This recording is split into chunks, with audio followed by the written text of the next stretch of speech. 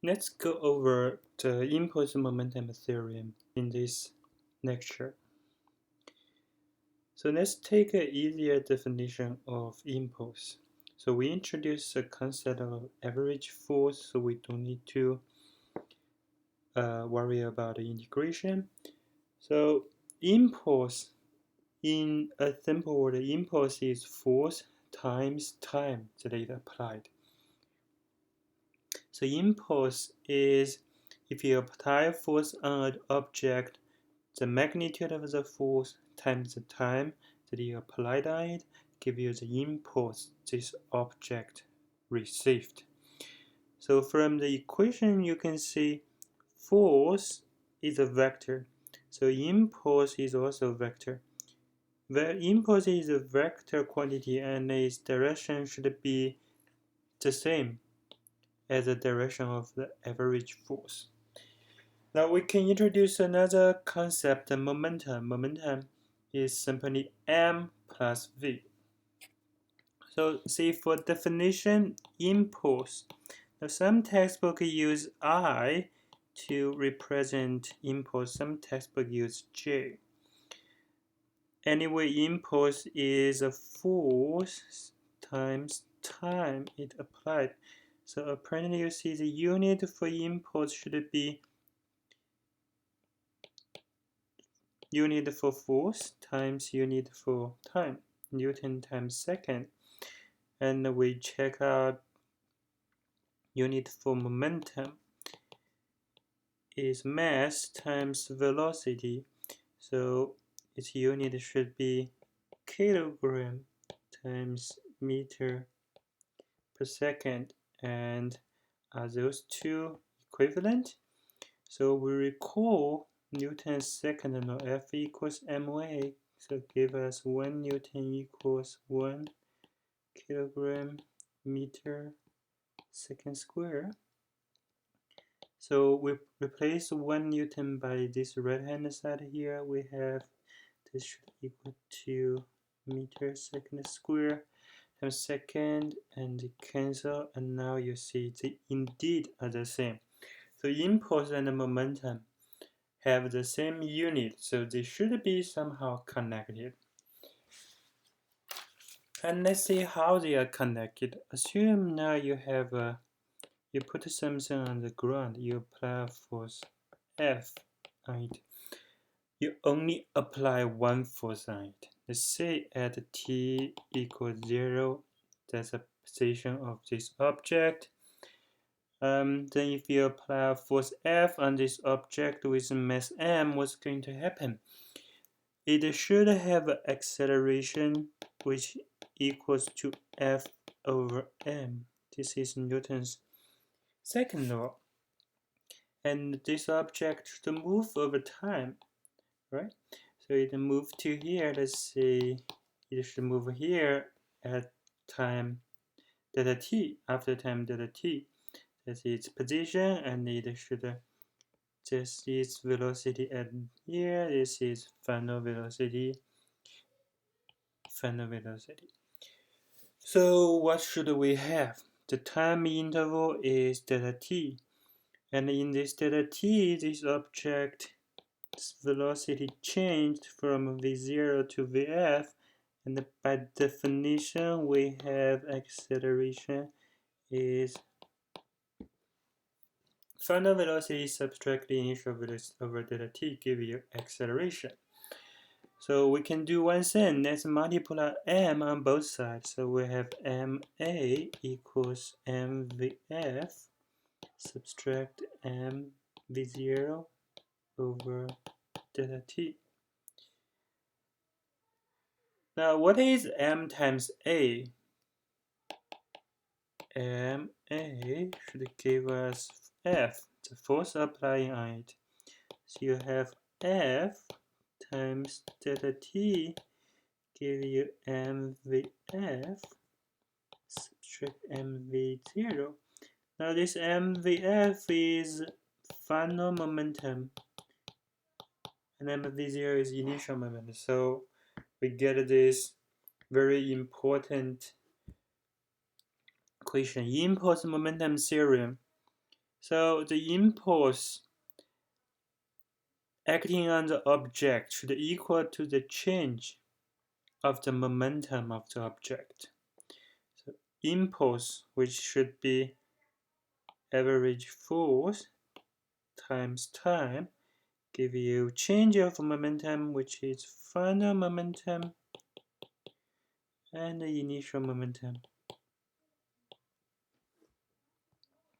Okay, let's use an impulse momentum to do a few examples. First one, baseball batting.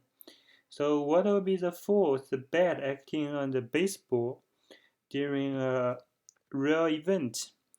So these numbers are realistic. So the mass of the baseball is 0.145 kilogram.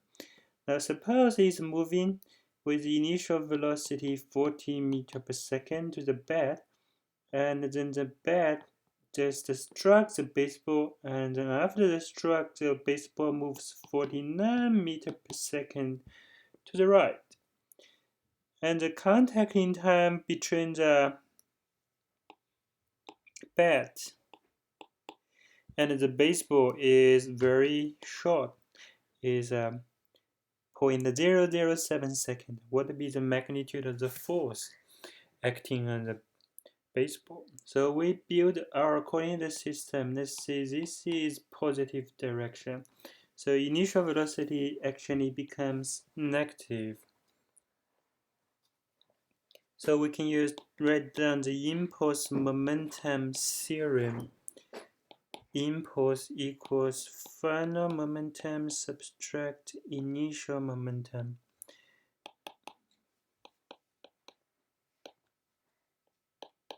And we know Vf is 49 meter per second positive, V0 is negative 40 meter per second negative. So it's actually 0.145 kilogram times 89 meter per second. This is force times T.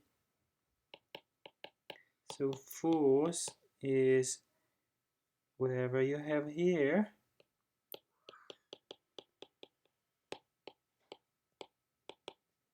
over the time, which is, oh, I wrote a one more zero here.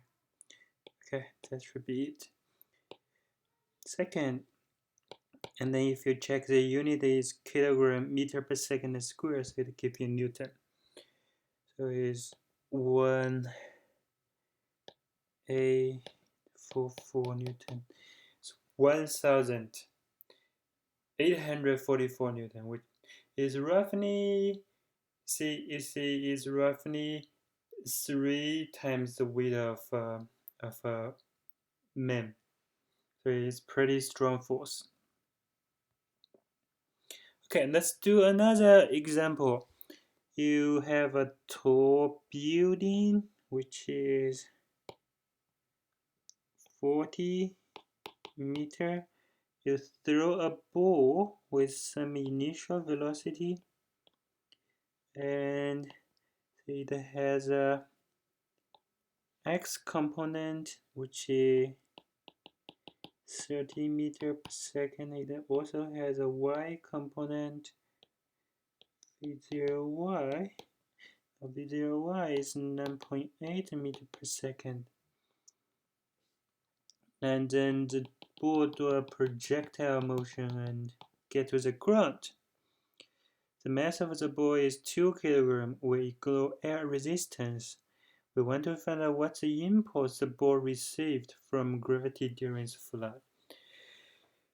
So actually, there are two ways we can solve it. Let's just use the definition of impulse. Impulse is force times time it applied. Now, during the process of projectile motion, the ball flying in the air, the force acting on the ball is gravity, which is mg. So we know F.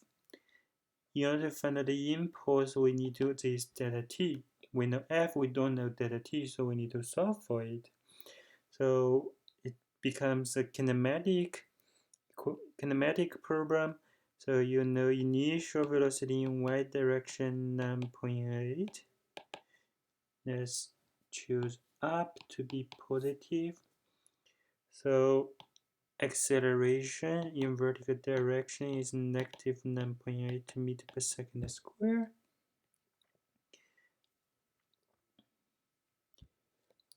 The ball, the displacement of the ball from here to the ground is negative 40 this time. And we want to find out the time. So we can, now there is one kinematic equation related to those four quantity theta y equals v0 yt subtract 1/2 a y t square, which should give you t equals 4.03 seconds.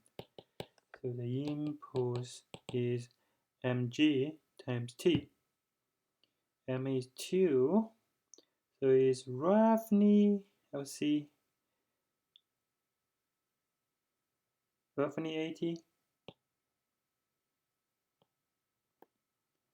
Newton times second.